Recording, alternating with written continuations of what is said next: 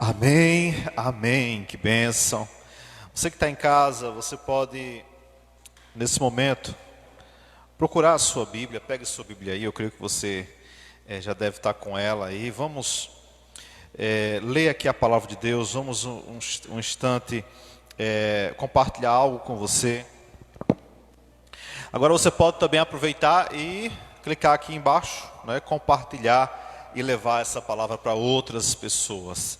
Só reforçando mais uma vez, quarta-feira nosso culto presencial aqui às 6:30 da tarde, sexta-feira também às 6:30, culto presencial, e terça agora, culto de oração, intercessão às 2:30. Se você quer participar do nosso jejum, então você envia uma mensagem aí após o culto para Margarete e passa lá o seu nome, tá bom? Cumprimentar aqui os irmãos, e se alguém está nos acompanhando e sente no coração o desejo de entregar a vida a Jesus ou precisa de oração, esse número aqui embaixo do Pix, você pode também mandar mensagem para ele pelo WhatsApp, tá bom? E a gente vai poder estar orando pela sua vida. Salmo 101, livro de Salmos de número 101, tem uma palavra aqui que eu creio que vai nos ajudar bastante aqui. Você sabia que tem o ser humano ele costuma procurar muitas coisas. E já dizia os mais antigos que quem procura acha. Vocês já ouviram isso? Por exemplo, há pessoas que procuram a paz. Muita gente se esforça muito procurando paz, não é? Há aquelas pessoas que atualmente estão correndo para todos os lados procurando saúde, eles querem saúde, eles buscam saúde. Há pessoas que correm insistentemente em busca de dinheiro, recursos, precisa de dinheiro, então elas correm, buscam. Existem percas que são aquelas percas assim mais físicas, mais palpáveis. Quem já perdeu algo sabe como é ruim, né, você procurar e não ter noção de onde que aquilo ali ficou. Você perdeu um documento, você perdeu alguma chave, imagine você perdeu algo que valioso para você. Imagine como é ruim procurar. Procurar cansa, às vezes estressa a gente. Mas eu queria compartilhar com você nessa tarde aqui algo que você precisa estar atento. Até Deus, Ele procura algumas coisas. E eu queria que você ficasse atento para alguns itens aqui que Deus procura. E eu selecionei aqui alguns, porque eu também não tenho muito tempo. Mas o Salmo 101, versículo 6, me ensina aqui a primeira coisa que Deus procura. Amém?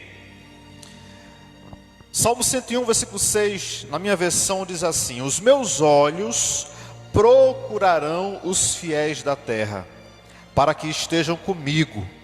O que anda num caminho reto, esse me servirá. A Bíblia me ensina que a primeira classe de pessoas que Deus procura são os fiéis da terra. Na NVI diz que os olhos do Senhor aprovam os fiéis da terra. Na Revista Corrigida diz que os olhos do Senhor estão à procura, Ele está procurando os fiéis da terra. Deus segue a sua procura. A ideia é o seguinte: mas Deus não sabe todas as coisas. Realmente Ele sabe, mas claro, bota na sua cabeça que a Bíblia foi escrita por seres humanos. E tem muita coisa que a gente não consegue descrever a respeito de Deus. Então o ser humano usa o quê? As palavras comuns para a gente. Quando João diz que Deus amou o mundo de tal maneira, a ponto de dar o seu único filho, João não consegue encontrar uma palavra que consiga expressar, humanamente falando, o tamanho, a grandeza de Deus. Então o máximo que ele consegue dizer é: Deus amou o mundo de tal maneira. Não tem como, não há uma palavra para descrever. Então, quem escreveu o Salmo 101, quem compôs esse hino, usa essa figura humana para dizer assim, que Deus, os olhos dele estão sobre a terra, procurando os fiéis dessa terra. Olha que coisa maravilhosa. Então vamos usar essa linguagem humana, né, para a gente poder entender melhor. Imagine que Deus, ele escaneia a terra constantemente, porque só há humanos aqui nesse planeta. Embora estão procurando tanto por aí afora, mas só tem aqui. E Deus, ele sai escaneando a terra, olhando, fazendo um raio-x dessa terra, um diagnóstico, procurando insistentemente corações que amam a Ele com sinceridade, corações que amam a Deus de verdade. E quando você olha para toda a história da Bíblia, você percebe que em muitos momentos Deus viveu essa experiência junto com a humanidade. Lá em Gênesis, um dia Deus olhou para a terra e Deus falou assim: toda a terra é perversa, pecadora, e eu vou destruir a terra. Mas eu lembro desse texto porque esse texto me faz lembrar o seguinte: Deus olhou direitinho e achou na terra um homem chamado Noé. E a Bíblia fala que Deus achou graça aos olhos, ou Noé achou graça aos olhos de Deus. Deus olhou para Noé e falou assim: tá, encontrei um justo, encontrei um fiel, e por causa desse aí, eu não vou destruir toda a humanidade. Observe, Deus encontrou um justo em meio a uma humanidade totalmente corrompida. Os olhos de Deus são como chamas de fogo. Deus vê aquilo que ninguém vê. Até o que a gente não consegue encontrar, Deus encontra. Então Deus nessa hora está sondando os corações. Deus está procurando os fiéis dessa terra. Deus está olhando para essa terra e procurando. O texto fala o seguinte, ó: os meus olhos procuram os fiéis da terra. Para que Deus procura? Para que estejam comigo.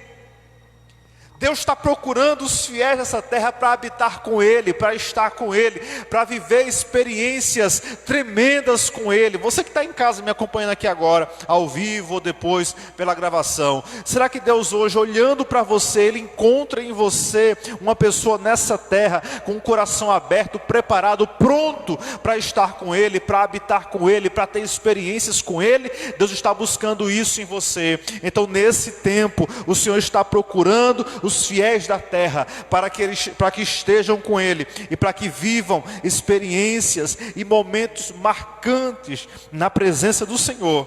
Deus está procurando. A procura dele não para, insistentemente ele procura, e toda vez que Deus encontra um coração que esteja antenado com os céus, Deus faz coisas maravilhosas. Deus nunca desprezou uma pessoa que buscou Ele. Não há na Bíblia um caso de uma pessoa que buscou a Deus com sinceridade, com integridade, e Deus o rejeitou. E Deus falou assim: não, eu não quero você, você não serve. O pior pecador que você pode imaginar, que buscou o Senhor, Deus o abençoou. O terrível rei, devasto rei Nabucodonosor, terrível como era, mas um momento ele inclinou seu coração para Deus, e o Senhor o aceitou, o recebeu. Observe, a gente pensa que a gente que aceita Jesus, é Ele que nos aceita, é Ele que nos recebe. A proposta é dEle, quem tomou a iniciativa foi Ele. Então cabe a você dizer assim: Senhor, o Senhor me recebe hoje? Recebe? O Senhor me aceita?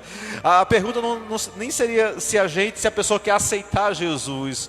Jesus, o Senhor pode me aceitar? Eu não presto não, mas eu quero que o Senhor me aceite. Por favor, cuida de mim, eu preciso do Senhor na minha vida. A proposta do Evangelho é essa. Nós não conseguimos, nós não merecemos, mas Deus nos ama e Ele quer mudar a nossa história, e os olhos dele hoje, nessa tarde de domingo, estão sobre a terra, procurando os fiéis, e que Deus encontre em você uma pessoa sincera, uma pessoa que ama a Ele de verdade, uma pessoa que quer ter um relacionamento sério com Ele, relacionamento de verdade, porque relacionamento com Deus é igual ao café: se esfriar, fica ruim demais. É preciso estar sempre aquecido, sempre quente. Café frio é terrível. E muitas vezes a gente acha que dá para se relacionar com Deus de forma fria, de forma equivocada, de qualquer jeito. Não, é preciso estar quente, tem que aquecer.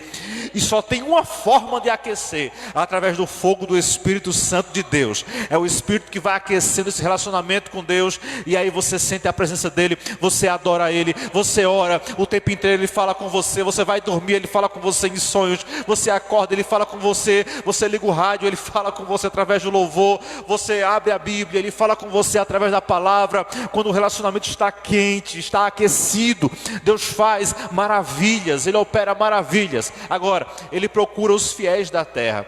Aonde estão os fiéis da terra? Cadê o povo dele?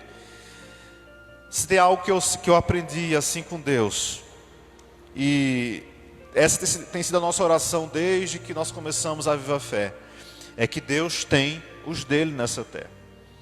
Eu lembro do profeta Elias.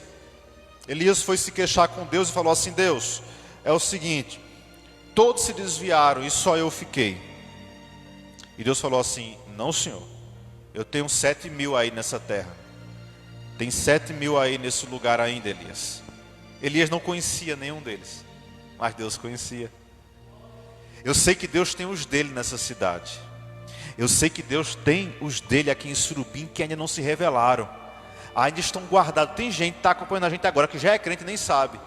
O coração já está convertido, faz tempo, né? Só não se declarou ainda. Você está esperando o quê, rapaz? Assuma que Deus tem chamado você, que Ele tem tocado o teu coração, que Ele tem falado com você. E a nossa oração esses dias é: Senhor, mostra os 7.000, mostra aqueles que a gente não conhece ainda. Aonde estão os teus? Aonde estão aqueles? E nós cremos que quanto mais se aproxima o tempo de Deus, a volta do Senhor, a terra será precedida de um grande avivamento. Sim, igrejas serão muito impactadas, porque, gente, quanto mais o mundo está em aflição, é nesse tempo que o povo de Deus avança, e é nesse tempo que o povo de Deus cresce. O povo de Deus, ele pode até entrar na tempestade, ele sai molhado da tempestade, mas ele sai guardado e cuidado pelo Senhor. Deus sempre preservou os deles. Aqui no Brasil, os tempos que as igrejas mais cresceram foram em tempos de dificuldade. Foi em épocas de aflições financeiras, foi em épocas onde passaram por muitas batalhas, que Deus tratou com muita gente aqui em nossa nação. E não é diferente pelo mundo afora. Ouça, Deus procura os fiéis da terra, e Deus sabe aonde eles estão. Então, se você está acompanhando agora, e você sabe que Deus tem falado com você, o que é que está faltando? O que é que falta para você assumir a sua posição com Deus? O que é que falta para você entregar a sua vida a Jesus? O que é que falta para você reconhecer que não dá para você fugir? Não tem para onde você ir. Ontem eu visitei um senhor, mais de 70 anos. Amanhã vai iniciar um tratamento de saúde bem difícil. Mas quando eu cheguei lá, ele me atendeu com um sorriso tão bonito. E ele falou assim, a filha falou, ele estava esperando você desde 7 da manhã aqui. Eu disse que ele só vinha agora do meio dia, mas ele está esperando desde cedo, ele está agoniado aqui. E eu disse, mas que ansiedade é essa? Ele falou, que eu quero ser crente também. Eu quero ser crente igual a minha filha. Como é que faz para ser crente? Eu digo, a gente vai orar agora. E oramos ali, e ele ficou feliz, alegre, entregou a vida a Jesus. Um senhor, um idoso, teve uma vida muito difícil, mas reconheceu que precisa do Senhor, reconheceu, eu preciso de Jesus. E amanhã ele parte para uma grande luta que vai durar mais de 30 dias, mas o Senhor vai com ele nessa batalha. Ele não está só, porque agora ele está lutando ao lado do Senhor dos exércitos. O que o Brasil precisa é de Jesus, o que o mundo precisa é de Jesus. Mas o Senhor conhece os fiéis do Brasil. O Senhor conhece o povo dele em Surubim. Deus sabe. Deus conhece você. Sabe qual é a segunda coisa que Deus procura? O segundo tipo de pessoas que Deus procura? A Bíblia fala, me revela que Deus procura também os trabalhadores. Em Mateus 9, Jesus fala o seguinte: rogai, pois, ao Senhor da seara para que mande mais ceifeiros para a sua obra. A obra é grande, mas os ceifeiros são poucos. Ou seja, há muito trabalho a fazer e há poucas pessoas para trabalhar. Deus está olhando para a terra agora. Ele está procurando, além dos justos, dos fiéis, Ele está procurando pessoas, trabalhadores, para a seara dele.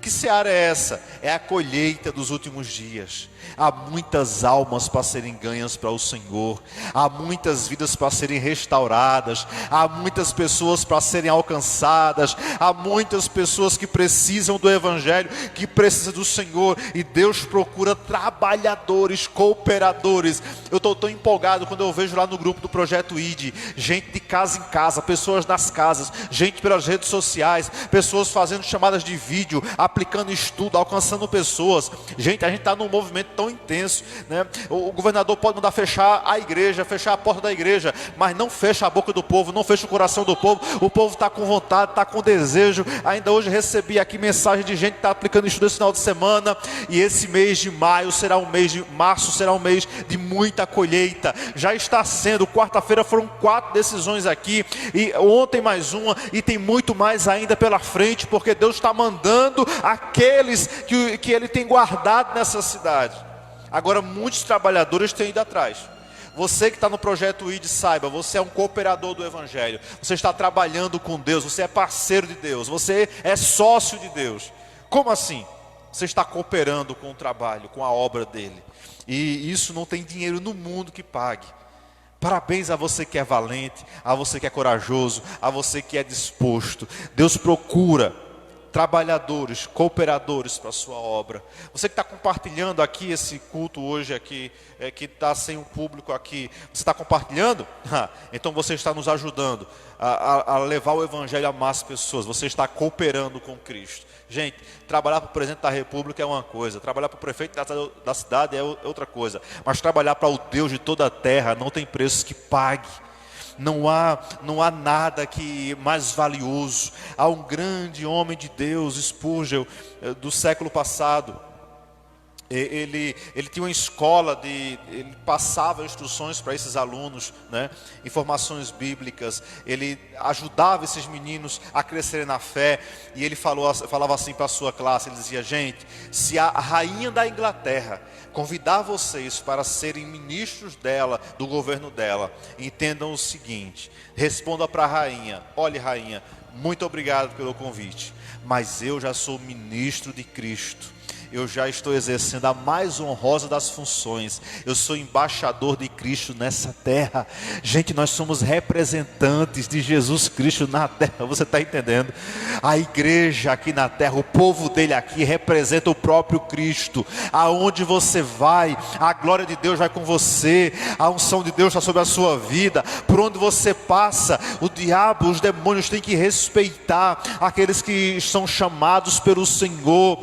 Não tem psiquiatra, não tem remédio, não tem polícia que expulse o demônio de uma pessoa que está manifestada, mas basta o mais humilde cristão, cheio da graça de Deus, basta dar uma palavra de ordem e o demônio obedece, e o demônio sai. Sabe por quê? Porque o poder está sobre aqueles que buscam ao Senhor, aqueles que nasceram de novo. Até o diabo, até os demônios têm que respeitar aqueles que nasceram de novo, e aqueles que são cheios da graça de Deus. Isso é poder. Poder que a medicina não consegue resolver. Quantas vezes a medicina deixa o ser humano desenganado, fala assim: ó, não tem mais chance para você.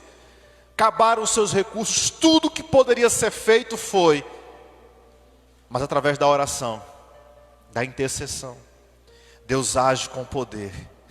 E aquela pessoa surpreende todos os médicos. É Deus quem faz isso. Deus vai além da medicina. Ele vai além dos recursos financeiros. Quando todas as limitações humanas, quando todos os recursos humanos chegam ao limite, é a hora de Deus agir. Deus opera, e o nome disso é milagre. E Deus é especialista em milagres. Agora Deus está procurando trabalhadores. Porque Ele falou aos seus discípulos: olha, vocês vão impor as mãos sobre os enfermos e eles serão curados. Vocês vão expulsar demônios, eles vão embora, vão desaparecer. É tão gratificante quando a gente senta com alguém aqui para gravar, por exemplo, o Vivendo um Novo Tempo. E as pessoas falam assim: ó, tal pessoa me alcançou. me falou de Jesus. Eu sempre pergunto às pessoas: como que você chegou aqui na igreja? Como que você conheceu? É verdade que uma parte conheceu pelas redes sociais, mas outra parte fala o seguinte: tudo bem, eu conheci, até vi pelas redes sociais, mas teve uma pessoa que me convidou, uma pessoa que me falou de Jesus, uma pessoa que me trouxe, me levou o evangelho. Gente, essa pessoa que foi responsável por essa alma. Uma alma vale pelo mundo inteiro. Para pensar, se uma alma vale pelo mundo inteiro, não há nada mais precioso do que ganhar almas. Você não tem noção, gente, do coração, como fica o coração de Deus. Só de Covid-19 foram mais de 200 mil mortes até agora. A minha preocupação não é com a quantidade de mortos, é saber o seguinte: para onde foram a alma dessas pessoas? Aonde eles estão agora? Onde está a alma dessas pessoas? Porque a gente vê uma estatística, a gente vê um resultado de um gráfico que sobe e desce o tempo inteiro. Mas a gente esquece que para cada número existe uma alma. Para cada pessoa existe uma alma ali. E aonde estão a alma dessas pessoas? O inimigo derrubou milhares de vidas, milhões pelo mundo inteiro. Aonde estão a alma deles? Deus não se alegra quando morre um ímpio. A Bíblia não fala que Deus fica feliz quando morre o ímpio. Ele fala assim: eu não tenho alegria na morte do ímpio. Eu quero antes que ele converta, que ele se arrependa dos seus pecados, se converta dos seus maus caminhos. Mas a Bíblia fala que Deus se alegra quando morre um dos seus santos. Deus se alegra, sabe por quê? Porque morte de crente é promoção. Quando o cristão ele morre, ele é promovido, né? Ele sai dessa vida de luta, de sofrimento, vai morar nas regiões celestiais, vai junto com Deus. A Bíblia fala que Deus fica triste quando o ímpio morre, mas quando um santo dele, quando um servo dele parte daqui, ele se alegra, porque ele sabe: é mais um perto de mim, é mais um aqui no céu, é mais um para povoar o céu, é mais um que voltou para casa. Qual é o pai que não fica feliz quando o filho volta para casa? Quando um deles parte daqui, o Senhor se alegra em recebê-los lá na glória. Então saiba o seguinte, igreja: nós somos cooperadores, somos trabalhadores na obra de Deus. Estamos em pleno domingo, toque de recolher, né? O mundo está, o Brasil, o Pernambuco está num colapso, uma situação difícil, pessoas trancadas em casa, mas nós estamos aqui, gente, às 5h20 de uma tarde de domingo. Estamos fazendo o que aqui? Cooperando, trabalhando para Deus. E sabe de uma coisa? Esse é um dos únicos segmentos da terra que nunca chega ao limite. Sempre cabe mais trabalhadores. Você quer trabalhar? Jesus quer você na obra dele. Venha cooperar com a obra de Deus. O Senhor está procurando trabalhadores. Sim, tem vagas no reino de Deus, tá?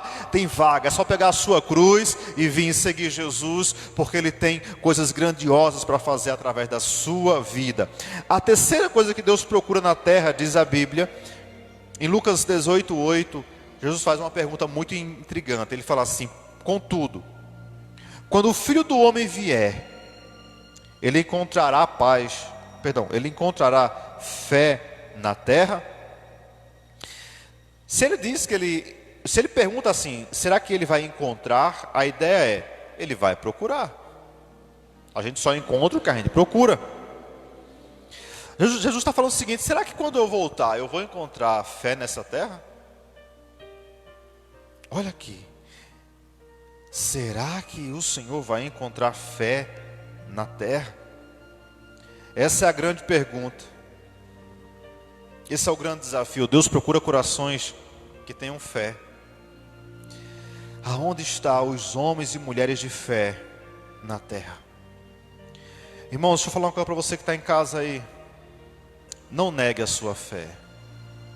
Você pode ter muitos questionamentos, mas nunca abandone a sua fé em Cristo. E principalmente nunca negue a sua fé. Quando é que eu nego a minha fé? É quando eu decido abandonar o Senhor. Quando eu acho que esse papo de religião, esse papo de crentes é coisa chata, isso não serve para nada. Não negue a sua fé. No fundo do seu coração existe, Deus está fazendo, aliás, esse coração bater. Não negocie a sua fé. Muitas vezes as propostas nos levam a negociar. E sabe, todo mundo negocia a fé, sempre troca por algo muito pior. Nós poderíamos hoje falar sobre o Deus de Abraão, Isaque e Esaú. Mas Esaú trocou a bênção dele, a autoridade dele de filho primogênito, por um prato de comida. Todas as trocas que o homem faz, geralmente troca por coisas piores. Mantenha a sua fé firme em Deus. Que o nosso nível chegue no nível de Jó, por exemplo. Ainda que ele me mate, nele esperarei. Que no dia mais difícil a gente faça a oração que Jó fez. Eu sei que o meu Redentor vive. Eu sei que Ele vai se levantar. Eu sei o Deus que eu tenho crido, em quem tenho crido. Eu sei que eu estou certo disso. Paulo, no mais profundo das prisões, acorrentado, ele diz: eu sei em quem tenho crido. Eu sei o Deus que eu creio. Quem sabe alguém falou assim: Paulo, para que adianta servir a Deus e viver uma vida miserável dessa? Paulo, você era um homem respeitado. Você era um autoridade, você vivia uma vida de luxo, de riquezas. Paulo, como é que você larga tudo aquilo para viver em prisões, apanhando, sendo espancado? Eu acho que nessas horas que o diabo vem acusar a gente, vem apontar o nosso passado, vem tentar nos fazer negar a fé, eu acho que foi nesse ambiente que Paulo falou: eu sei em quem eu tenho crido, eu sei o Deus que eu sirvo, eu estou certo de que Ele está do meu lado, eu estou certo de que Ele está comigo. E digo uma coisa: as aflições do tempo presente não dá para se comparar com a glória que em nós há de ser revelada. Eu estou sofrendo hoje, mas deixa eu voltar para casa para vocês verem. O meu Pai me espera com a minha mesada celestial. Eu estou pronto a receber o meu galardão. Essa é a proposta dos servos de Deus. Ele procura pessoas com fé aqui na terra. O mesmo Paulo diz que se nós esperarmos em Cristo só nessa vida, nós somos os mais miseráveis dos pecadores. Não espere muito de Cristo nessa vida, porque o trabalhador só recebe o salário no final do serviço. Seu serviço não acabou ainda. Quem sabe você está dizendo assim: mas espera, eu trabalhei tanto para Deus, eu me esforço tanto, eu faço tanta coisa para Deus, eu já servi tanto ao Senhor. Quem sabe você está afastado hoje do Evangelho, dizendo assim: mas está magoado, está triste, está chateado, porque você já fez tanta coisa para Deus, você já se dedicou na obra, você já foi um exemplo para todo mundo. E você fala assim: o que é que eu ganhei com isso? Perdi saúde, perdi tempo, perdi amigos, perdi dinheiro, perdi um monte de coisa. Calma, seu trabalho não terminou ainda, seu expediente ainda não terminou. Vai chegar o dia que o patrão vai pagar o salário, e a sua conta não vai ser aqui. Calma, tenha paciência, seu trabalho não terminou. Quando você terminar o seu serviço, você vai receber o seu pagamento. A Bíblia chama de galardão. Você vai receber o seu galardão nas regiões celestiais. É lá o nosso pagamento. Aqui a gente pode receber até um abraço das pessoas, até reconhecimento de pessoas, mas isso pode não acontecer. E se não acontecer, não fique tristinho não, porque o nosso pagamento vem do dono da obra, e o dono da obra é Jesus Cristo. A igreja é dele, a noiva é dele, nós somos cooperadores. Amém, gente? Estou concluindo já. Vamos lá. A quarta coisa que Deus procura na terra: Deus procura homens, entenda-se, homens e mulheres, né? Para serem ungidos. Sabia disso? O Salmo 89, versículo 20 diz assim: achei a Davi, meu servo, com o meu santo óleo o ungi. Gente, Deus falou assim: eu achei Davi. Encontrei um homem segundo o meu coração.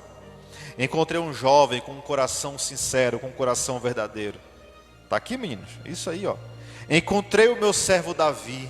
Eu ungi-o com o meu óleo sagrado. Deus procura pessoas para ungir nessa terra. Ungir tem muito a ver com receber do alto, né? A ideia de ungir é derramar óleo na cabeça, sobre a cabeça. O óleo é um dos símbolos do Espírito Santo. Quando alguém é ungido, é quando ela recebe o Espírito Santo sobre a vida dele. No Antigo Testamento, o Espírito Santo só vinha sobre 3 qualidades de pessoas: reis, sacerdotes e profetas. Se você tivesse o privilégio de nascer na família sacerdotal, é provável que o Espírito Santo viria sobre você. Você seria um sacerdote. Se você tivesse o privilégio de nascer em uma família real, ao se tornar rei, você seria ungido. Você teria o privilégio também, poderia ser ungido rei, que é sobre a nação de Israel, e receber a unção. O rei Saul era um menino tímido, mimado, né, e muito bonito. Tinha suas qualidades. Ele não queria ser ungido rei. Ele não queria. No dia que ele foi ungido rei, ele se escondeu. A Bíblia fala que prepararam a festa da consagração, a unção do rei de Israel.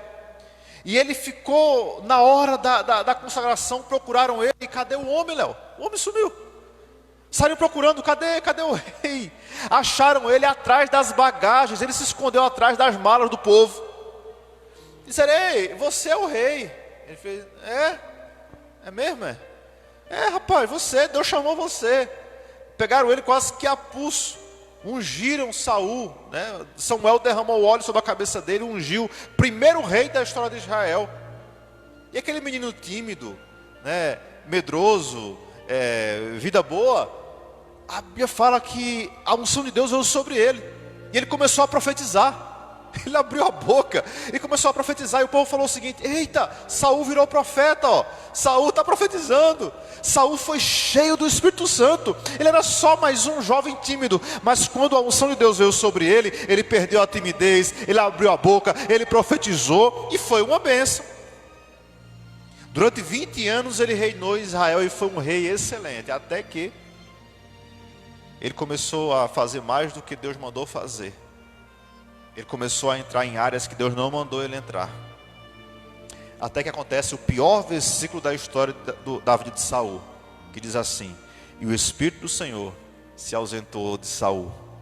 Quando isso acontece, Saul torna-se perturbado, uma pessoa terrível, tenta matar Davi a todo custo, ele se perde na caminhada. E onde foi que Saul se perdeu? Quando a unção saiu sobre a vida dele. Igreja, tudo que você precisa é da unção de Deus sobre você. Se tem unção na sua vida, você vai saltar muralhas. Se tem unção sobre a sua vida, você vai enfrentar de cabeça erguida as batalhas do dia a dia. Se a unção de Deus está sobre você, Ele vai cuidar de você todo o tempo.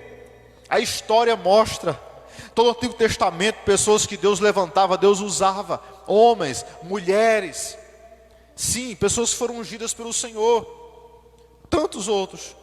Mas no Novo Testamento há um diferencial, porque a Bíblia fala que no dia que Cristo morreu na cruz, quando Ele gritou, está consumado, o véu do templo que separava o santo dos santos se rasgou de alto a baixo. E agora o Espírito Santo passa a habitar dentro de todo aquele que nasceu de novo, de todo aquele que entregou a vida a Jesus. Agora não precisa mais ter nascido numa família real, não precisa mais ter nascido numa família sacerdotal. Agora só precisa você nascer de novo, e o Espírito de Deus vem sobre a sua vida, a unção de Deus vem sobre você. Agora essa unção, ela pode te capacitar para muitas coisas. O Espírito Santo vem sobre a tua vida. Agora, Ele pode te ungir para situações determinadas.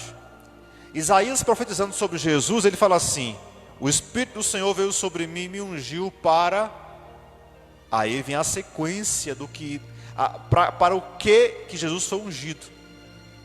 Para pregar as boas novas, para libertar os cativos, para curar os doentes, e por aí vai. A unção de Deus, Ele vem sobre a sua vida. Para qual finalidade? O que você acha que Deus tem para você? Porque eu sei que Deus tem. A história mostra grandes homens e mulheres de Deus que disseram assim: Senhor, eu estou aqui, pode derramar. E Deus ungiu, assim como Davi. Homens que, se você vivesse com eles, diria o seguinte: não passa de um louco. Porque eu acho, Marneide, que uma das características de gente muito usada de Deus é que parece ser doido. Rapaz, essa pessoa não é normal. Deus chamou um jovem chamado David Brainerd. E ele, um jovem normal, Antônio, como qualquer outro jovem, mas começou a buscar a Deus. E Deus o ungiu de uma forma especial e deu a ele uma direção: David, você vai pregar aos índios de pele vermelha. Nos Estados Unidos, em um tempo que os Estados não eram unidos ainda, né? Era uma colônia ainda da Inglaterra. E o David Brainerd, ele sai da sua terra e vai pregar aos índios. Ele chega a lugares que ele tem que caminhar 20 horas, 5 dias. Gente, ele adoeceu. Esse homem, se você tiver a oportunidade de ler o diário de David Brainerd, você vai ficar impactado como que alguém consegue submeter aquela realidade. Quando ele espirrava sangue, porque ele sofria de dores tremendas, ele tinha doenças terríveis, ele era depressivo, ele enfrentava uma depressão diária, ele tinha uma tuberculose que fazia ele cuspir sangue todos os dias. Ele enfrentava o frio daquela época, daquelas regiões, e ele conta em seu diário que ele, em alguns momentos, a neve onde ele estava ficava vermelha, tanto sangue que ele colocava para fora. Era uma situação muito difícil, doente, mas dentro da mata, ganhando os índios, evangelizando os índios. Ele começava, vários momentos no diário dele, ele relata momentos de oração dele, que ele começa às 5 da manhã, ele acorda, começa a orar, e ele fala assim: quando eu percebi, já era 7 da noite, fui dormir de novo. Voltou e foi embora dormir. Ele passava dias inteiros, quando ele queria ficar a sós com Deus, ele corria para dentro floresta e ficava lá quietinho com Deus, falando com Deus dia por dias e mais dias. E através do David Brainerd, Deus influenciou milhares e milhares de pessoas pelo mundo afora. Ele escolheu um homem e o homem o aceitou. A nossa geração viram tantos homens, né, como o Po Yong-Chul, que ainda está vivo. Ele pode ter todos os defeitos que você imaginar, mas é incontestável, do zero, ele hoje é pastor da maior igreja do mundo, lá na Coreia. É um homem simples, um homem de poucas palavras, mas um homem cheio do Espírito Santo de Deus, que Deus o ungiu nessa terra. Passou por aqui recentemente homens como Billy Graham, que fizeram tanto a diferença aqui nessa terra, ungidos pelo Senhor. E olha que ele era tradicional, mas um homem que amava a palavra de Deus, e Deus o usou para ir a lugares que nem pouquíssimas pessoas foram.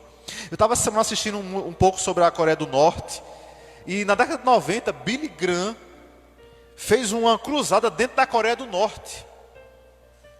Você consegue imaginar um país que o presidente que é adorado, você é proibido de adorar qualquer outra figura senão o presidente.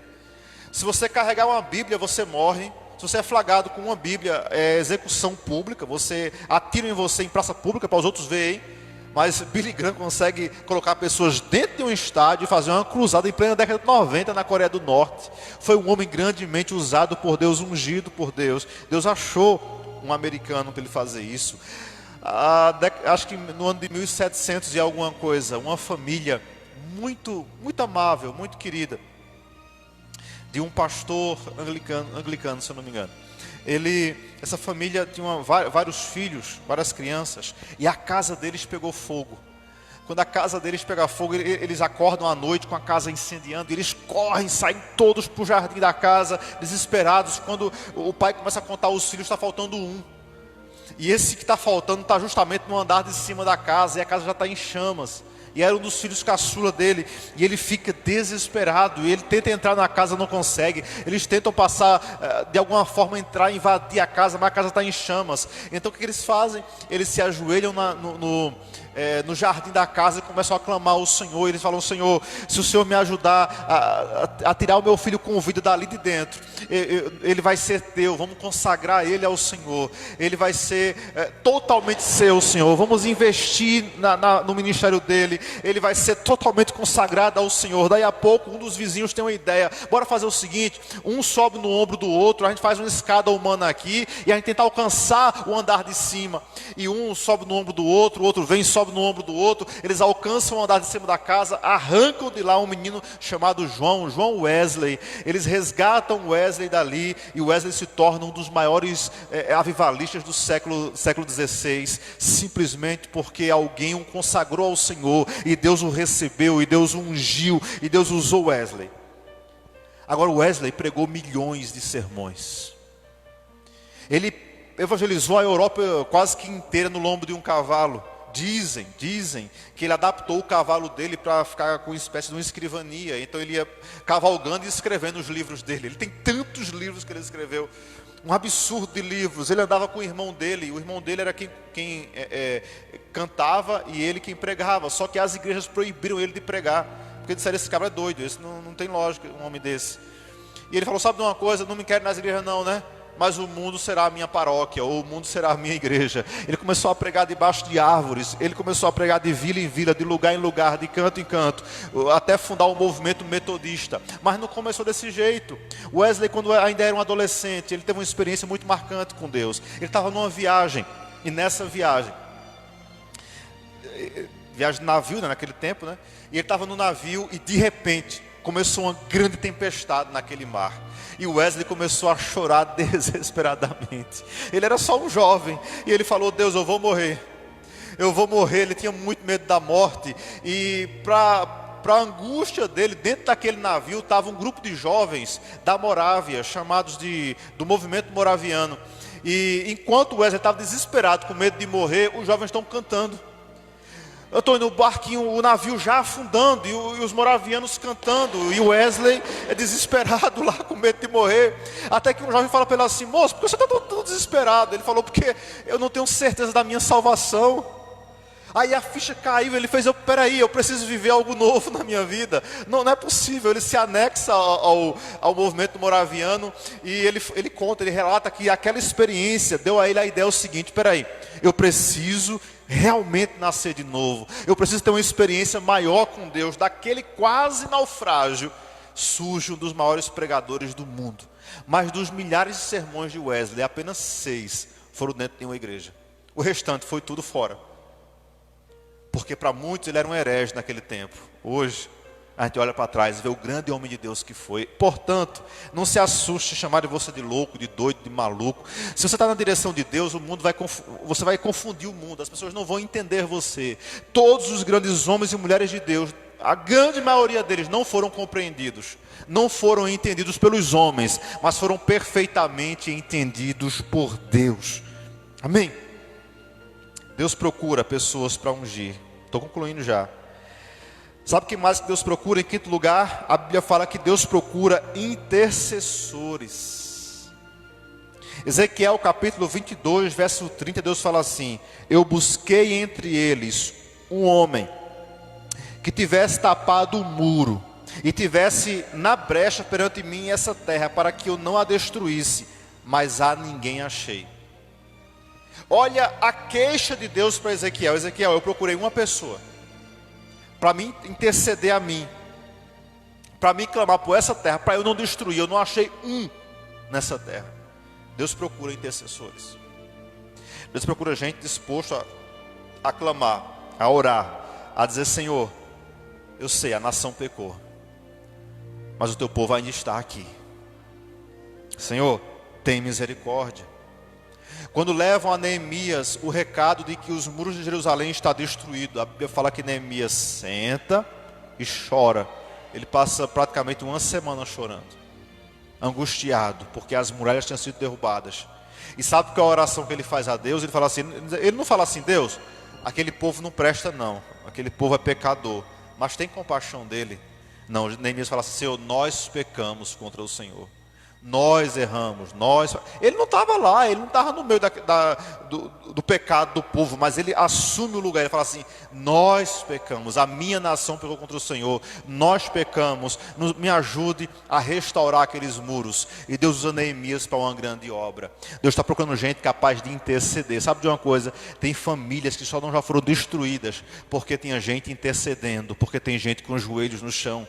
Tem filhos que só não já morreram porque tem mães que estão orando, estão intercedendo constantemente pela vida deles. Tem nações que não já foram destruídas porque tem um povo dentro dessa nação clamando ao Senhor pela nação, pela terra, pelo ambiente, porque a bênção do Senhor está sobre aqueles que clamam, aqueles que intercedem. Por isso, irmãos, não pare de orar, não pare de interceder. Busque constantemente ao Senhor e você vai ver os milagres acontecerem. Mas ainda que os seus olhos não venham ver, vai acontecer. Tem orações que não acontecem no nosso tempo, mas elas vão acontecer, o resultado delas. Por quê? Porque no tempo de Deus se cumprirá. Eu concluo aqui agora. Sabe qual é o sexto tipo de pessoas que Deus procura? João 4, 23, você conhece, né? Mas a hora vem, e agora é, que os verdadeiros adoradores adorarão o Pai em espírito e em verdade, porque o Pai procura tais que o adorem. Deus procura verdadeiros adoradores na terra. Bora pensar? Bora raciocinar aqui? Se Deus procura os verdadeiros, é porque tem os falsos, né? Então, a lógica é simples. Se você procura algo verdadeiro, é porque você está procurando entre os falsos. Há muitas pessoas falsas nessa terra, que adoram a Deus com falsidade. Pessoas que só querem os bens, ou o que Deus pode oferecer para elas. Pessoas que não têm compromisso com Deus. E a Bíblia fala que os olhos de Deus estão sobre toda a terra. Ele está procurando adoradores de verdade. Pessoas que colocam Ele como prioridade das suas vidas. Pessoas que estão cheias do Espírito Santo do Senhor. Gente que ama Ele, que o coração não se inclina. Pessoas que não se vendem, que não negociam a sua fé, que não negociam o seu chamado. E que nessa tarde Deus encontre em você. Tem um hino bem antigo, né, que fala: ache em mim um verdadeiro adorador. A ideia é: Senhor, encontre em mim, né? Eu quero ser um verdadeiro adorador. Eu quero que o Senhor ache em mim alguém que te ama de verdade, alguém que adora o Senhor de verdade, alguém que te entrega o melhor que alguém pode entregar. Então, fique com essa palavra nessa tarde. Você que está assistindo esse culto agora, deixa eu te fazer uma pergunta: você se considera um adorador de verdade? Você adora a Deus de verdade?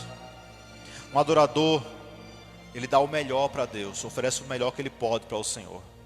Um adorador de verdade é aquele que adora a Deus independente das circunstâncias. Quando tudo está bem, ele adora a Deus. Mas quando o dia difícil chega, ele adora a Deus do mesmo jeito, com a mesma intensidade. Eu volto para Jó novamente. No dia que a mulher de Jó vai questionar ele, ele fala: mulher, nós aceitamos o bem de Deus com prazer. Não podemos também aceitar o mal ou o dia mal? Mulher, quando nós tínhamos fartura, quando Deus nos abençoou com muitas finanças, filhos, riquezas, nós adorávamos a Deus. Não podemos continuar fiel a Ele porque perdemos tudo? Que Deus é esse que nós servimos? Porque há pessoas que são assim, gente. Só adoram a Deus em tempos bons. Em tempos ruins começa a murmurar, a reclamar, a xingar, a murmurar, a dizer: de que adianta servir a Deus desse jeito? De que adianta servir ao Senhor desse jeito? Esse não é o caminho. Escute, murmuração atrai maldição. Quando você murmura, a situação piora. Se você reclama porque algo aqui deu errado, daqui a pouco acontece algo pior lá na frente. Você reclama porque tem pouca comida, daqui a pouco o bujão vai e seca. Você reclama porque o sol está quente, aí vai quebra a sua sandália, você vai andar descalço, com o pé no chão quente. Você reclama porque o carro, a gasolina está caro, aí vai e estoura o pneu do carro, você vai ter que ir para lá para trocar. Quanto mais você reclama, só piora a situação. Você reclama que tá quente de noite, falta energia, você dorme sem ventilador, nas muriçocas. A murmuração, ela sempre vai atrair maldição. Guarde sua boca da murmuração, né? Bota um freio, bota um zíper na boca. Mesmo que tenha vontade de reclamar. A gente tem tanta vontade às vezes de reclamar, né? Reclamar do governo, reclamar disso, daquilo outro. Uma coisa é você não concordar, outra coisa é você reclamar, é você murmurar, é você amaldiçoar. Aliás, eu abro aqui um parêntese aqui para alertar os cristãos. Eu vejo muitos cristãos que estão estressados, preocupados com a realidade do governo. Sim, eu também estou. Mas não abra a boca para amaldiçoar. Porque se você amaldiçoar o governo, vai ficar pior para todo mundo. Não pense você que vai melhorar, vai ficar bonzinho para você e ruim para os outros. Não. Peça misericórdia a Deus. Discorde, faça sua crítica, mas não amaldiçoe, não xingue, não chame palavrões. A gente está vendo nas redes sociais aí cheio de xingamentos, de palavrões, né? Gente amaldiçoando o governo. Me diga uma coisa: o que é que vai melhorar? Vai piorar. O que vai melhorar é você dizendo: Senhor, tem misericórdia. Senhor, dá sabedoria a esse povo para pelo menos terminar o mandato para ir embora. Porque, Senhor, nós cremos que o Senhor é um Deus que vai me abençoar, que vai cuidar de nós. Lembra do profeta Elias? Elias falou o seguinte: olha, não vai chover sobre a terra até eu mandar. Amém, né? Autoridade, botou a fé em ação. Só que Elias foi morar perto de um rio. E sabe o que aconteceu? O rio secou. Agora Elias ficou sem água também. De quem é a culpa?